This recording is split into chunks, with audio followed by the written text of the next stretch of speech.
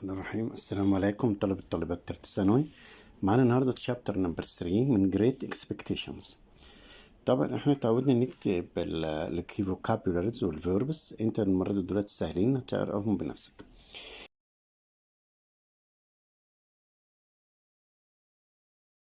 هناخد مع بعض new characters. اول حاجة the stranger، شخص غريب هيقابله بيب. in the inn في الحانة يعني بار. تاني شخصية ميس هافيشامز relatives يعني أقارب ميس هافيشام. تالت شخصية أبوي ولد. وبعدين الأخراني مستر ماثيو. ده بالنسبة للشخصيات. أما نيو بليسز الأماكن الجديدة هيكون واحد بس اللي هو اللي هو اللي هو الحانة. where Bib would meet the stranger، المكان ده حيث يقابل بيب هو السترينجر. The main incidents، طبعا اتعودنا خلاص كده ان المين incidents الاحداث الرئيسيه بتنقسم لاتنين، حاجه اسمها preamble الاحداث التمهيديه، climax اللي هي الاحداث اللي فيها اثاره. preamble number 1. بيب thought much of Stella. بيب فكر كتير جدا، كان بيقعد دايما day and night ليل نهار بيفكر في ستيلا. بيب made بيدي to teach him more. بيب كمان قال لبيدي انها تعلمه اكتر واكتر. Number 3. Mrs. Joe was so pleased with the money from Miss Havisham. مسز جو طبعا كانت مبسوطة بالفلوس اللي جايباها لها من مس هافيشام. That was her only purpose، وده كان غرضها الوحيد إنها تاخد فلوس منها. ده بالنسبة للأحداث التمهيدية. كلايمكس الأحداث بقى اللي فيها إثارة ذروة الأحداث. in the end في نمبر 1 in the end في الحانة. بيب saw a stranger، شاف شخص غريب. sitting with Mr. Joe، الشخص الغريب ده كان قاعد مع مستر جو. who was offered a drink. مستر جو ده عرض عليه ان هو يشرب مشروب، طبعا السترينجر اللي عزمه. نمبر 2. the stranger stared at Pep.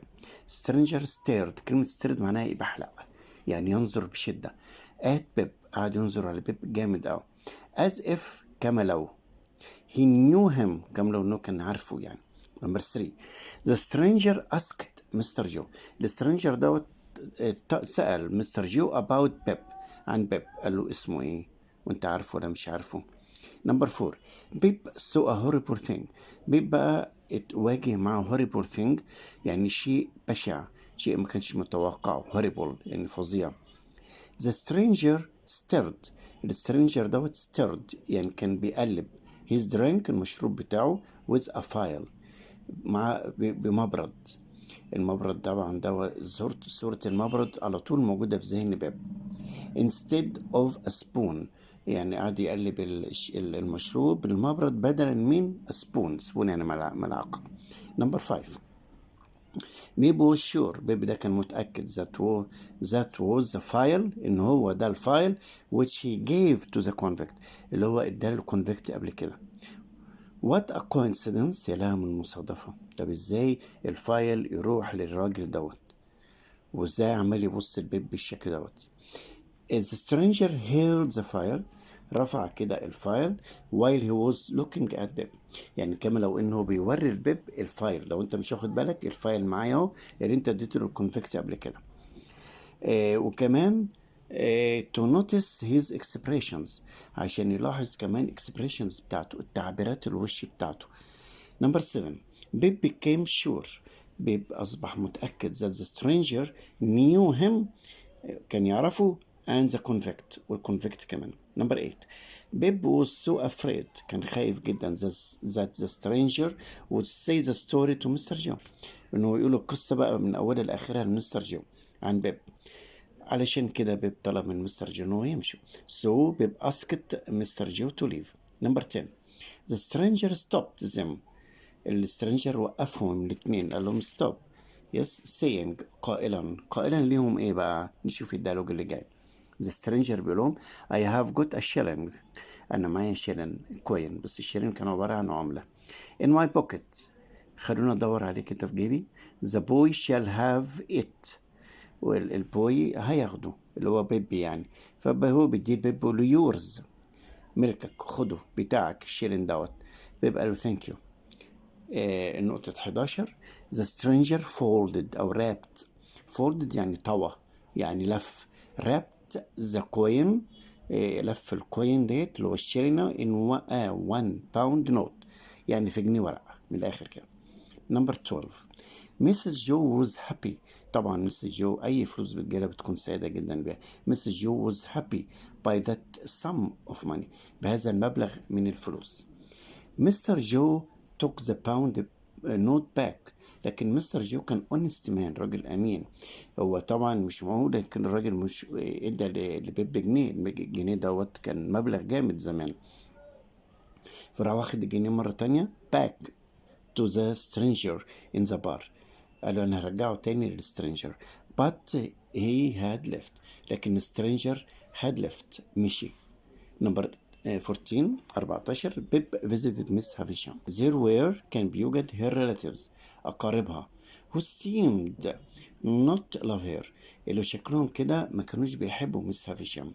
They also talked badly وكمان اتكلموا بطريقة سيئة about their cousin عن ابن عمهم اسمه مستر ماثيو. نمبر 15 Stella came and told Pip to follow her. ستيلا طبعا بتيجي وبتقابل بيب عشان تدخله عند مس هافيشامز روم. اوكي حصل بقى الديالوج الاتي وده بيدل على الاهانه اكتر لبيب. ستيلا بتقول له ايه سؤال غريب جدا am I pretty هو انا جميله وفجاه كده بتساله تقول له am I pretty بيب رد عليها I think you are very pretty اعتقد ان انت جميله جدا. Suddenly she slapped him وفجأة كده بدون مقدمات ضربته بالقلم for no reason بدون أي سبب. ستيلا بعد ما ضربته بالقلم فبتقول له now what do you think ايه رأيك بقى في القلم دوت. بيرد عليها قال لها I shall not tell you مش هقول لك. ستيلا why don't you cry بتستهزأ بيه بتقول له انت ليه مش بتعيط you coarse boy أيها الولد البيئة مش coarse boy. Pip because I will never cry for you again عشان أنا مش ممكن أبكي علشانك مرة تانية. Point number 16 In fact Pip cried much. بيب بكى كتير جدا لكن inside of him بداخله كان ممزق تورن. ليه بقى؟ نقرا مع بعض كده الابارادوكس. كلمة ابارادوكس معناها موقف متناقض داخل بيب الإنسان. نقرا مع بعض doubtless بلا شك بيب loved Stella so much. بيب ده حب ستيلا جدا جدا. He never forgot her beauty. ما نسيش جمالها أبدا since the first meeting منذ الفيرست ميتنج المقابلة الأولانية. ولكن but Stella was so insulting and cruel. ده في مشكلة مع بيب. ستيلا أساسا مش طايقاه لأنها كانت so insulting مهينة جدا and cruel وقاسية جدا to him ليه أو عليه. she hated مش كده بس she hated هي كانت بتكره seeing talking and or playing with كانت بتكره إنها رؤيته أو talking أو حتى playing with him كرهها خالص يعني. طيب بيب يعمل إيه لما هو عارف الموضوع دوت؟ هو كان متأكد إن ستيلا didn't love him because his messy appearance الشكل المهلهل بتاعه بشكل عام. فهنا في بالنسبة له وجد a way out مخرج للمشكلة ديت اللي هو بقى نقرا مع بعض. بيب came to an idea. بيب يعني جات له فكرة. هي بتقال بالإنجليزي كده بيب came to an idea. he thought of هو فكر of being أن يكون a gentleman. ليه بقى؟ to attract Stella's attention عشان يجذب انتباه ستيلا and admiration وإعجابها. so طب ايه بقى يكون جنتلمان ازاي؟ so لذلك he asked Betty طلب من بيتي to increase انها تزود له her lessons to him الدروس بتاعتها اكتر واكتر يعني. بس برضو نرجع تاني في ديليما يعني معضلة يعني ورطة يعني في مشكلة برضو هيقابلها بيب. بيب's dream was difficult to be achieved.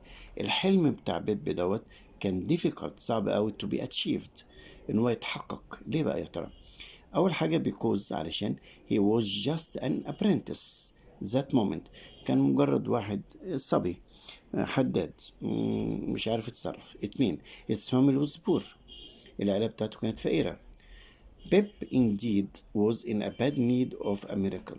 في الحالة ديت بيب فعلا was in a bad need، كان في احتياج فظيع. a bad need of a miracle يعني معجزة، محتاج معجزة عشان تخرجه من الموقف اللي هو فيه. نمبر 17، النقطة رقم 17، it was Miss Havisham's birthday. طبعا هو راح العيد الميلاد بتاع مس هافشام. and Stella was insulting and rude to Pip once again but he cared not. لكن المشكلة عندنا إن بيب مهما بيتهزق he cared not، ما بيهتمش. نمبر 18، at the gate، عند البوابة حصل موقف غريب جدا مع بيب، يعني غير مفسر. on leaving Pip on leaving يعني عند البوابة on leaving بالمغادرة بيب met a young boy. بيب قابل ولد كده في نفس السن بتاعه the same age of him but taller and weaker. لكن الولد ده كان taller أطول لكن weaker أضعف. he asked Pip to fight him، طلب من بيب إن هو fight يتعارك معاه. both fought and Pip beat him. الاتنين الاتنين fought يعني اتعاركوا. بيب beat him هزمه. The boy was one of Miss Havisham's relatives. الولد ده كان أحد أقارب مس هافيشام، وكان خايف إن مس هافيشام تعرف إن هو ضرب أحد قرايبها يعني. لكن الولد ما تكلمش. الولد ده قدام شوية كمان، يعني مش عاوز أحرق الأحداث، بس هو يكون صديق بيب فيما بعد يعني. رقم 21، ستيلا accompanied بيب. ستيلا accompanied يعني اصطحبت بيب till the gate، حتى البوابة. suddenly she asked him to kiss her. فجأة كده طلبت منه طلب غريب جدا جدا ما كانش هو متوقعه. she asked him to kiss her، إنه يقبلها. بيب kissed her. بيب kissed her يعني قبلها on her cheek، على خدها. but the kiss was of no emotion. لكن بالنسبة لبيب اللي هي بتعمله فيه ما حسش بأي إحساس أو بأي emotion عاطفة تجاه هذه القبلة. دي كده نهاية الشابتر نمبر 3. نشوف مع بعض questions and answers، وزي ما اتفقنا إنها ما بتجيش مباشرة. نمبر 1، anxiety اللي هو القلق. by Pip appeared on seeing the stranger. القلق ظهر أوي على بيب on seeing برؤيته للسترينجر. السؤال بيقول لك illustrate يعني وضح، فسر الكلام دوت ليه. نمبر 1، الإجابة عبارة عن 5 نقط. the stranger stared at him as if he knew him. زي ما قلنا قبل كده، أول ما شافه stared at، يعني هو اللي بدأ في الموضوع دوت اللي هو السترينجر، هو اللي شد انتباه بيب بان هو stared at him، قاعد يبحلق فيه يبص له بشدة يعني، كمان لو يعرفه. the stranger number 2، the stranger asked Miss Joe about him. السترينجر asked Mr. Joe about him، يعني فضل يسأله مين ده. the stranger had the file. السترينجر كان مع الفايل اللي هو المبرد which Pip had given to the convict، اللي هو بيب كان متأكد ان هو اداه لمين الكونفكت. نمبر 4، the stranger had stirred. السترينجر had stirred قعد يقلب his drink المشروب بتاعه by the file، بدل ما يستخدم المعلقة instead of يعني بدل من the spoon. آخر نقطة that moment Pip felt guilty. بيب شعر انه guilty بالذنب and scared والخوف once again مرة تانية. نمبر 2، am I pretty said Stella to Pip.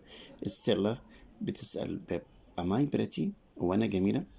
what was her hidden intention، ما هو كان hidden intention اللي هو النية المستخبية بتاعة ستيلا بالسؤال ده. هي مش بتاخد رأيه بتقول له هل أنا جميلة ولا لأ، مش بتاخد رأيه، ده هي to make a trap عشان تعمل له فخ ومصيدة توقعوا فيه.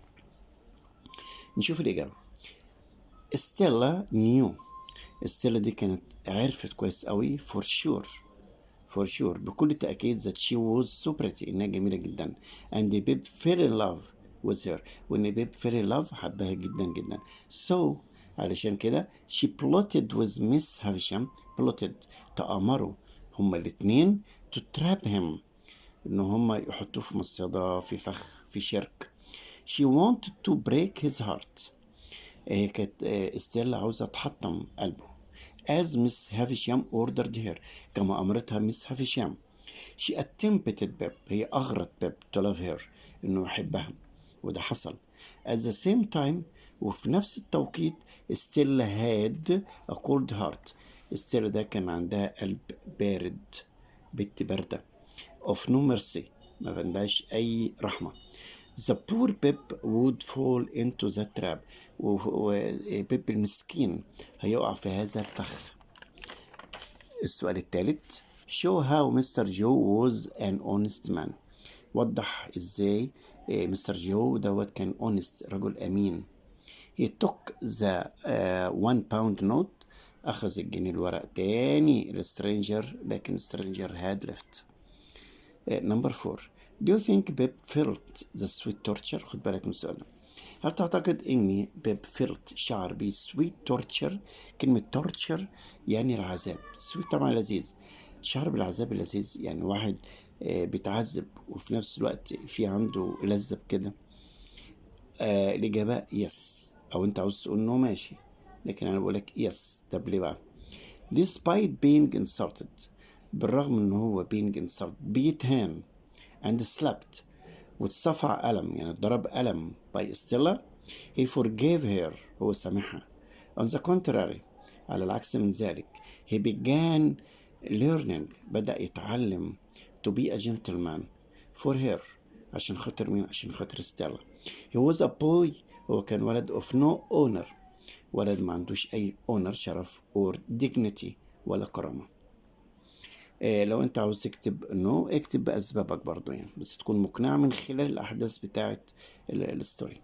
نمبر 5 ميس هافيشام's relatives. أقارب ميس هافيشام visited her only on occasions. بيزوروها فقط غير on occasions.